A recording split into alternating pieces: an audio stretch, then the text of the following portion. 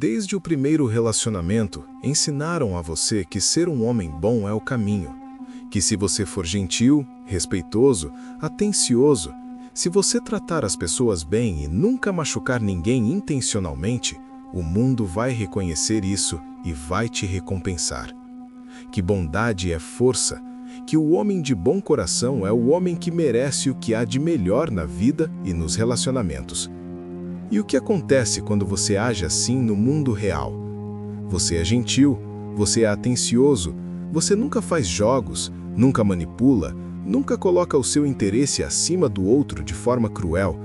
Você é o homem que as pessoas descrevem como incrível, como alguém que merece tudo de bom.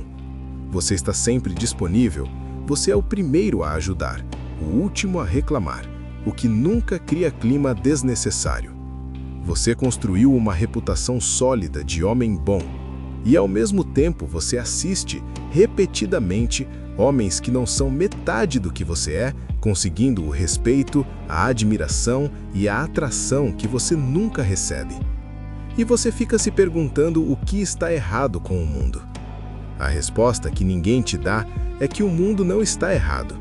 Você está operando com um mapa que não corresponde ao território. Você foi ensinado como o mundo deveria funcionar e está se comportando como se ele já funcionasse assim.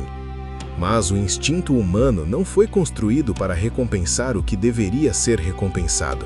Foi construído para responder ao que realmente é.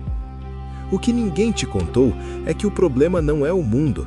É uma confusão fundamental que você carrega desde criança entre dois conceitos que parecem iguais, mas funcionam de forma completamente oposta: bondade genuína e fraqueza disfarçada de bondade.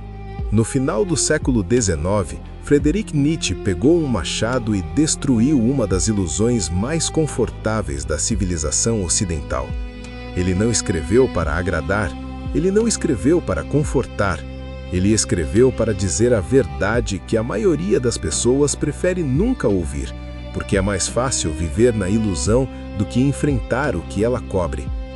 Nietzsche observou que a sociedade havia criado um sistema de valores que glorificava exatamente os comportamentos que na natureza humana produzem repulsa, e que os homens que seguiam esse sistema de valores faziam isso não por excesso de virtude, mas por falta de coragem de ser outra coisa. Se você absorver o conceito que vou revelar agora, você vai entender por que o homem perfeito no papel é o primeiro a ser ignorado na prática. Vai parar de confundir a ausência de conflito com virtude.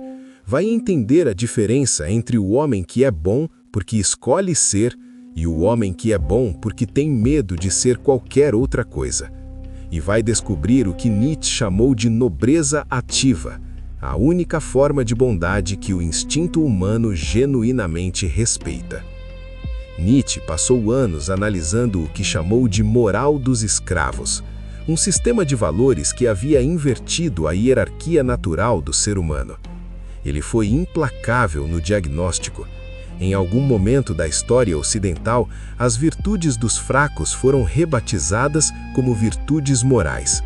Humildade virou virtude, resignação virou paz, cedência virou maturidade emocional, evitar conflito virou sabedoria, abrir mão dos próprios desejos virou amor, e a incapacidade de se defender foi rebatizada como gentileza.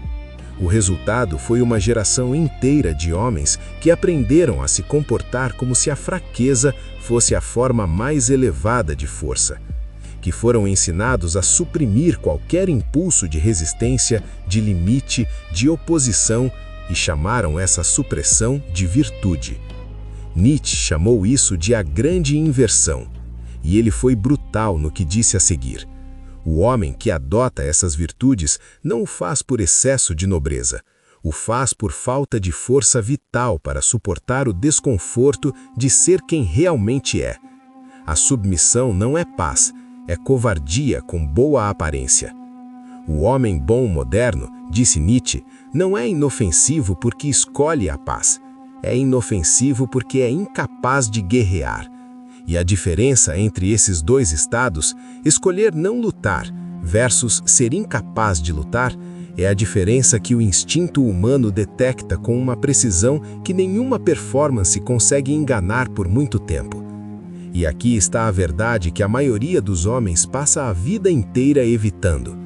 O instinto humano foi construído por milhões de anos de evolução para detectar essa diferença.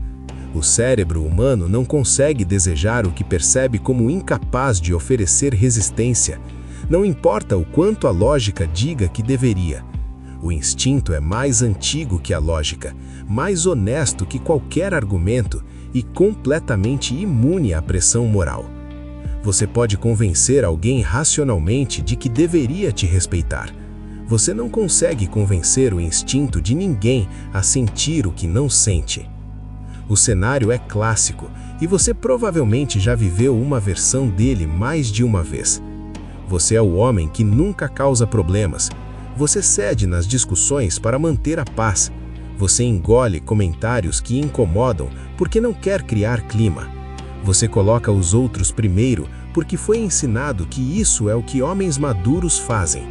Você nunca demonstra necessidade de forma agressiva, nunca exige, nunca bate de frente de forma desnecessária.